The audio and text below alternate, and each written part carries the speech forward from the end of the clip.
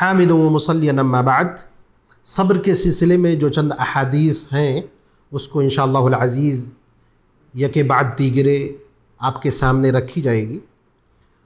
سب سے پہلی حدیث بہت عظیم حدیث ہے، اس میں کئی چیزوں کا تذکرہ ہے۔ اللہ کے نبی صلی اللہ علیہ وسلم فرماتے ہیں الطہور شطر الایمان، کہ پاکی آدھا ایمان ہے۔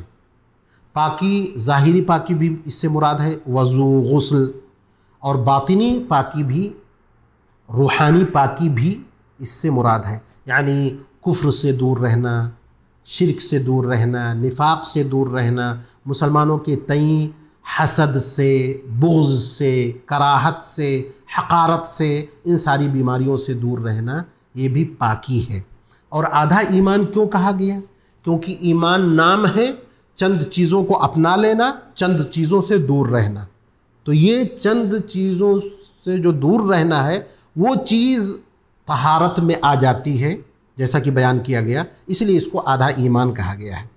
والحمدللہ تملأ المیزان، اور الحمدللہ کہنا میزان میں، جو قیامت میں اللہ رب العزت والجلال جو عمل کو وزن کرنے کے لیے میزان نصب کرے گا، ترازو نصب کرے گا، اس میں یہ بہت بھاری ہے الحمدللہ کہنا، کیونکہ اللہ کا شکر ہے اس میں۔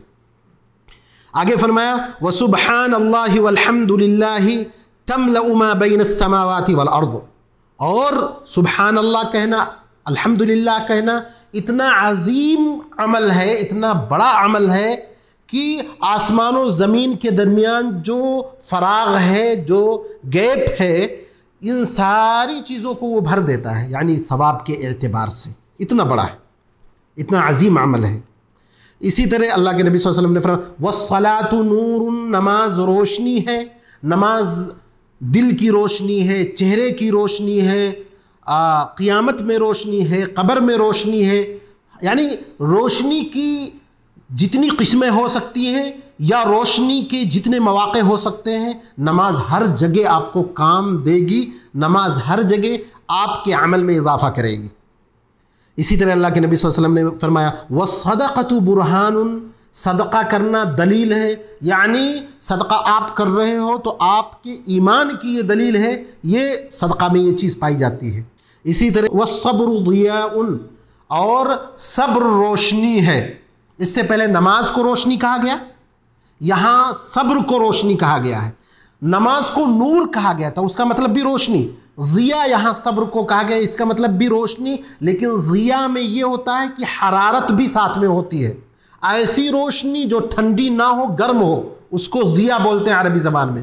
یعنی اس سے کس چیز کی طرف اشارہ ہے کہ صبر کرنے میں انسان کو مشقت جھیلنا پڑے گا، اور اسی طرح اپنے نفس کو قابو میں رکھنا پڑے گا، اپنے آپ کو مشقت میں ڈالنا پڑے گا، اپنے آپ کو تکلیف میں ڈالنا پڑے گا، تب جا کر کے آپ کی صبر آپ کے لیے ضیاء اور روشنی کا کام کرے گی۔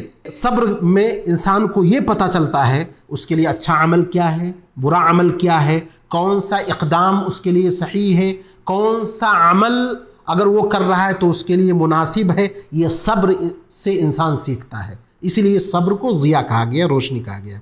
والقرآن حجت لک او علیک، اور قرآن یا تو آپ کے اوپر حجت ہے یا آپ کے لیے حجت ہے۔ مطلب یہ ہے قرآن کو سیکھ کر کے اس کے احکامات پر اگر عمل کر رہے ہیں تو آپ کے لیے حجت ہے، اور اگر قرآن کو چھوڑ کر کے اس کے احکامات کو چھوڑ رہے ہیں تو آپ کے اوپر حجت ہے، یعنی آپ کے لیے نقصان دہ ہے، آپ کے خلاف قیامت میں گواہی دے گا یہ قرآن، جس کا تذکرہ قرآن کریم میں بھی ہے۔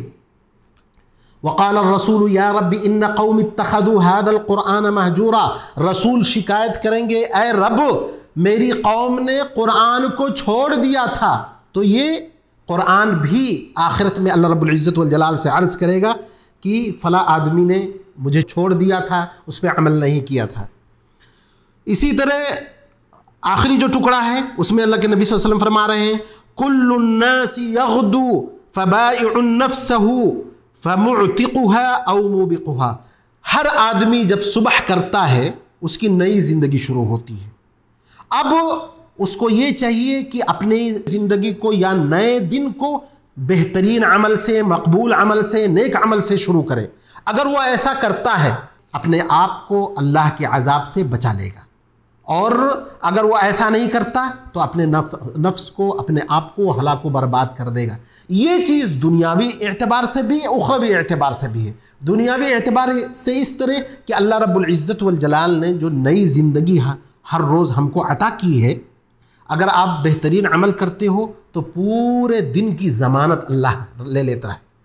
تو اس سے یہ معلوم ہوا کہ ہم کو جو نئی زندگی روزانہ ملتی ہے، اس زندگی کو ہم کو اچھے عمل سے شروع کرنا چاہیے، تاکہ ہمارا جو آخری عمل ہو وہ عمل بہترین رہے، کیونکہ اصل عمل جس کا اعتبار اللہ کی نظر میں ہے وہ آخری عمل ہی ہے، اسی کی بنیاد پر اللہ تبارک و تعالیٰ کا فیصلہ ہونا ہے۔ تو یہ چند باتیں اس حدیث میں اللہ تبارک کے نبی جناب محمد رسول اللہ صلی اللہ علیہ وسلم کی زبانی ہم کو معلوم ہوئی۔ اللہ تبارک و تعالیٰ سے دعا ہے کہ اللہ تبارک و تعالیٰ ان تمام نیک اعمال کی ہم کو توفیق عطا فرمائے۔ رب العزت والجلال صبر کو ہمارے لیے روشنی بنائے۔ اللہ رب العزت والجلال نماز، صدقہ، صبر، قرآن، ان ساری عبادات کو ادا کرنے کی توفیق عطا فرمائے، اور ان سے کما حق و فائدہ اٹھانے کی توفیق عطا فرمائے۔ وآخر دعوانا الحمد للہ رب العالمین۔